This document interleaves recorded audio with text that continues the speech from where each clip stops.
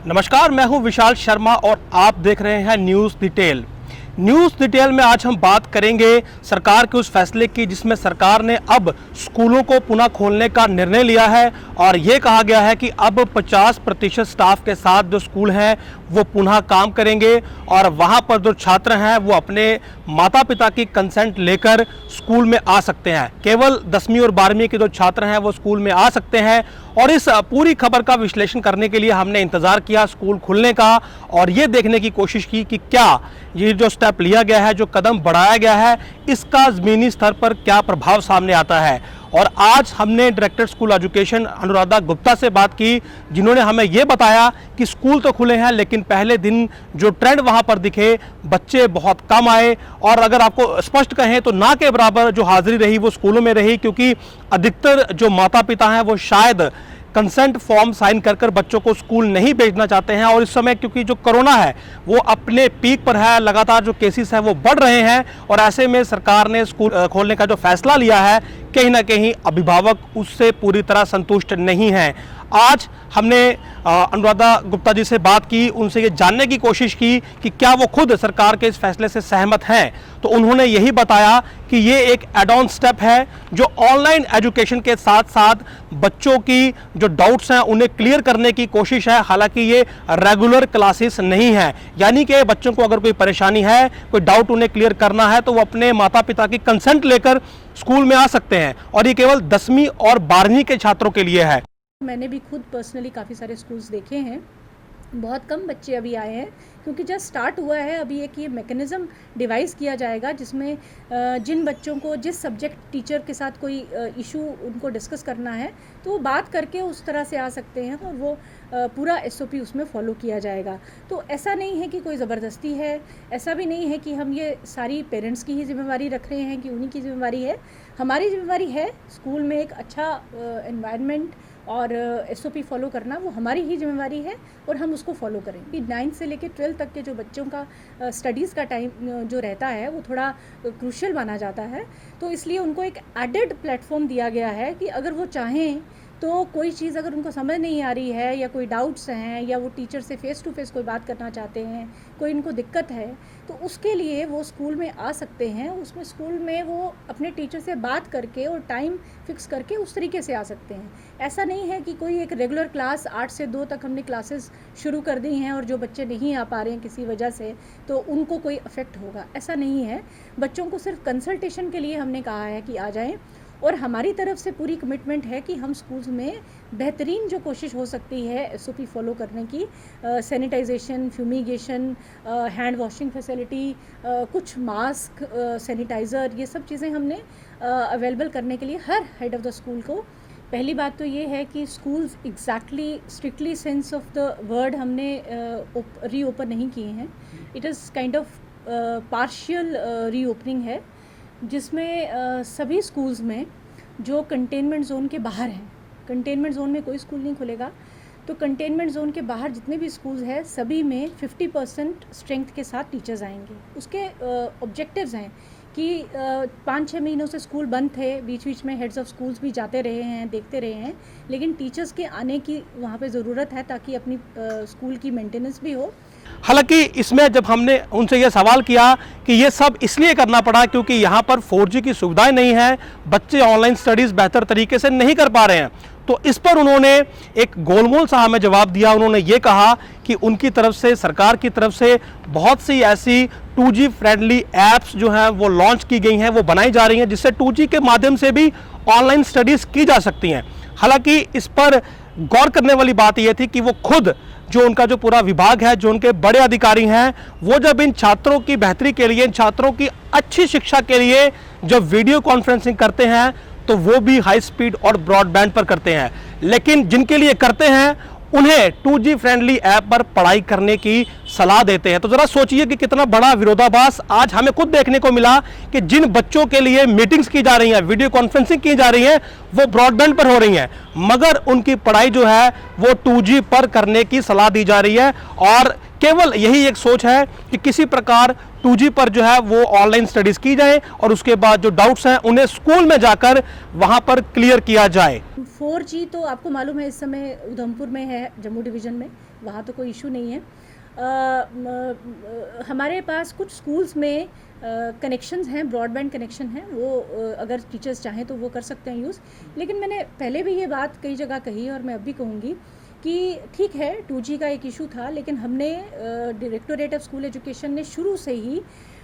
2G friendly कैसे हम DSE जो होम क्लासेस चलाएं, इस पे बहुत काम किया। ज्ञान प्रबोधनी करके जो ऑफिशियल पार्टनर है MHRD का दीक्षा के लिए, उन्होंने हमारे टीचर्स को कैपेसिटी बिल्डिंग की, ICT टूल्स को लेके, और किस तरह से कैसे वीडियोस बनाए जाएं, किस तरह से क्लासेस होल्ड की जाएं जो 2G पे ठीक से चलें, वो हमने सारे किए हैं। और recently directorate of school education Jammu ने एक ऐप भी डेवलप की है सरल नाम से, जिसमें हमने एक वन स्टॉप सेंटर रखा है कि वो सारी फैसिलिटीज़ उसमें अवेलेबल हैं। उसके अलावा अभी रिसेंटली हमने एक वाइज ऐप, एक बॉम्बे के IIT बॉम्बे से एक स्टूडेंट हैं, कश्मीरी स्टूडेंट हैं, उन्होंने एक ऐप बनाई है। वो ऐप अभी पायलट बेसिस पे रियासी और आई थिंक बडगाम में स्टार्ट हुई है, तो उसके लिए भी हम बच्चों को अवेयर कर रहे हैं कि उसको यूज़ करें, जो ये माना जा रहा है कि 2G पे वो ठीक से चलेगी। तो अभी टेस्टिंग स्टेज पे हमने उसको भी रखा है। उसके अलावा हमारा जो अपना ऐप है वो भी अवेलेबल है बच्चों के लिए। तो कोशिश हम ये कर रहे हैं कि 2G से ये प्रोसेस रुके नहीं, और रुका भी नहीं है। हमारे इस इंटरव्यू के दौरान director school education Anuradha Gupta ji ने एक और बहुत ही दिलचस्प बात हमें बताई। उन्होंने ये कहा कि ये जो कदम उठाया गया ये केवल इसलिए उठाया गया कि ये एक एडवांस स्टेप है, और बहुत से अध्यापक ऐसे थे जिनके पास घर में व्हाइट बोर्ड या फिर क्लासरूम जैसा एटमॉस्फेयर नहीं था। कुछ एक अध्यापक ऐसे थे जिन्होंने ये सब चीज़ें मैनेज की,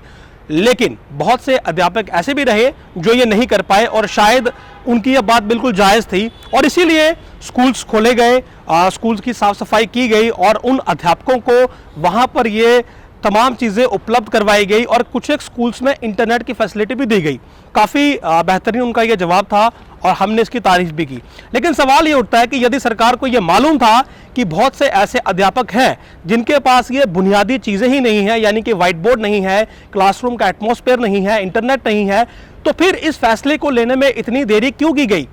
क्या सरकार इस बात का इंतजार कर रही थी कि कोरोना के मामले एकाएक बढ़ जाएं और उसके बीच स्कूल खोले जाएं, या फिर इन्हें पहले ही खोल दिया जाता उन तमाम टीचर्स को जो अब 50% के टीचर स्कूल, 50% जो स्कूल में टीचर आ रहे हैं, बच्चों को ऑनलाइन लेक्चर जो है वो इजीली अवेलेबल हो इसलिए, और खासकर डाउट क्लियरेंस हो, तो क्या ये टीचर्स पहले स्कूल में नहीं बुलवाए जा सकते थे? ये व्हाइट बोर्ड उस वक्त भी स्कूल में मौजूद होता, क्लासरूम उस वक्त भी स्कूल के लिए थे, तो केवल कमी थी तो इन टीचर्स की, तो फिर बच्चों को बेहतरीन लेक्चर्स उपलब्ध करवाने की कोशिश पहले क्यों नहीं की गई? ये हमने सवाल ज़रूर किया, लेकिन इस पर उन्होंने यही कहा कि ये लेट नहीं था, ये वन स्टेप अहेड था, यानी कि एक कदम उठाया गया। लेकिन हम इसमें यही कहेंगे कि देर आए दुरुस्त आए। ऑनलाइन एजुकेशन के लिए जब वो लेक्चर्स देने होते हैं तो इट्स नॉट एज सिंपल कि आपने सिर्फ एक वीडियो पे कुछ बोल दिया और आपने लेक्चर दे दिया। एक वाइट बोर्ड होना, मार्कर होना, टीचिंग लर्निंग मटेरियल होना, और क्लासरूम का एक एटमॉस्फेयर होना, वो चीज़ें भी उतनी ही ज़रूरी होती हैं। तो कुछ टीचर्स ने अपने लेवल पे घरों पे भी, जिनके पास वाइट बोर्ड की फैसिलिटी थी या बोर्ड किसी किस्म का इस तरह की फैसिलिटी अवेलेबल थी, उन्होंने किए हैं। तो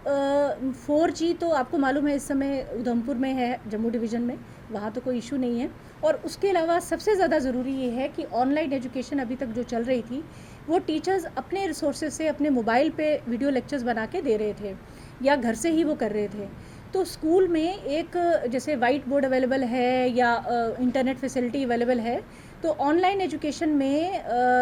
टीचर्स जो हैं वो स्कूल में जाके बेटर वीडियोस बना सकते हैं और बेटर उसको हैंडल कर सकते हैं। इस ऑब्जेक्टिव के साथ टीचर्स को 50% स्ट्रेंथ के साथ बुलाया गया है। अगर जम्मू कश्मीर की बात करें तो आतंकवाद के बाद यहाँ पर दूसरा सबसे ज़्यादा इस्तेमाल किए जाने वाला अगर शब्द रहा तो वो रहा भेदभाव, और इस पूरे मामले में वो भी हमें देखने को मिला जिस वक्त हमने उनसे ये सवाल किया कि दूरदर्शन के माध्यम से श्रीनगर में लेक्चर्स जो थे वो ऑन एयर किए गए, लेकिन जम्मू संभाग में ऐसा नहीं हो पाया। तो इस पर डायरेक्टर ने जो जवाब दिया वो ये था कि उन्होंने दूरदर्शन से संपर्क किया, एक MOU साइन भी हुआ, मगर दूरदर्शन का जो स्टूडियो था वो अवेलेबल ही नहीं था, यानी कि उन्होंने जो स्टूडियो था वो शिक्षा विभाग को अवेलेबल नहीं करवाया। और वहीं प्राइवेट भी कोई स्टूडियो ऐसा मौजूद नहीं था जहां पर वो अपने लेक्चर शूट कर पाते, यानी कि जो बच्चों की जो पढ़ाई प्रभावित हुई उसमें कहीं ना कहीं स्टूडियो अवेलेबल ना हो पाना दूरदर्शन के पास, वो भी एक बड़ा फैक्टर रहा। लेकिन इसके विपरीत श्रीनगर की अगर हम बात करें तो वहाँ पर जो इंफॉर्मेशन विभाग का जो स्टूडियो था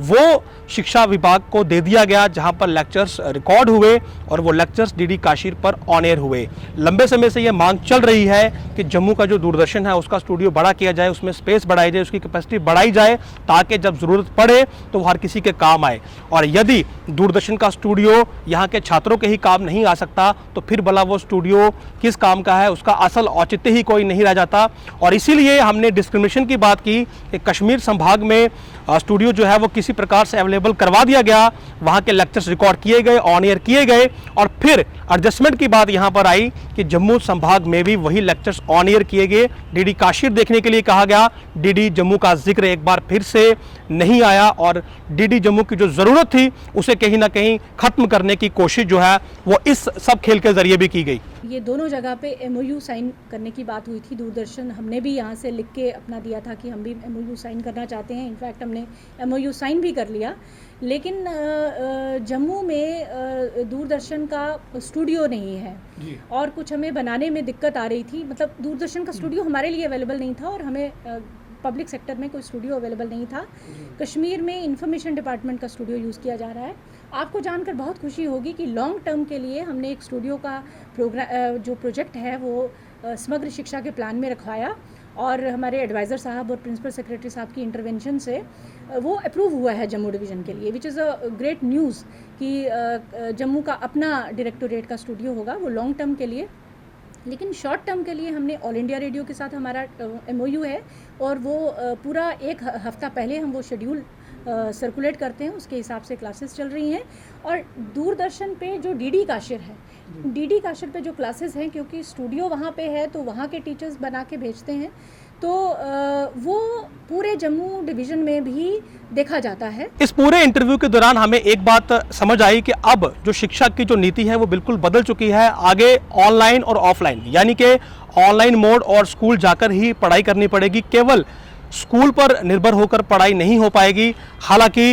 इंटरनेट की जो सुविधा है उसका होना अनिवार्य है, लेकिन फ़िलहाल जो 2G की जो सुविधा है उसको लेकर जो एजुकेशन विभाग है, जो सरकार है, वो लगातार काम कर रही है। इस प्रकार की एप्लीकेशंस को बिल्डअप किया जा रहा है जो कि 2G पर काम करें। लेकिन हम अपने माध्यम से सरकार से ये अपील करेंगे कि वो जल्द से जल्द यहाँ पर 4G रिस्टोर करें। लेकिन अगर मौजूदा परिस्थितियों की बात करें तो बेशक जो स्कूल हैं वो खोले गए हैं, लेकिन ये केवल एक एड ऑन स्टेप है, ये रेगुलर क्लासेस जो हैं वो कतई नहीं है। और जो छात्र इन स्कूलों को अटेंड नहीं कर पा रहे हैं वो किसी प्रकार की मुश्किल का जो सामना है उन्हें नहीं करना पड़ेगा और उनकी जो अटेंडेंस है या फिर कोई और चीज़ है, कोई भी जो शॉर्टेज का मसला है वो इन क्लासेस के बाद नहीं निकाला जाएगा।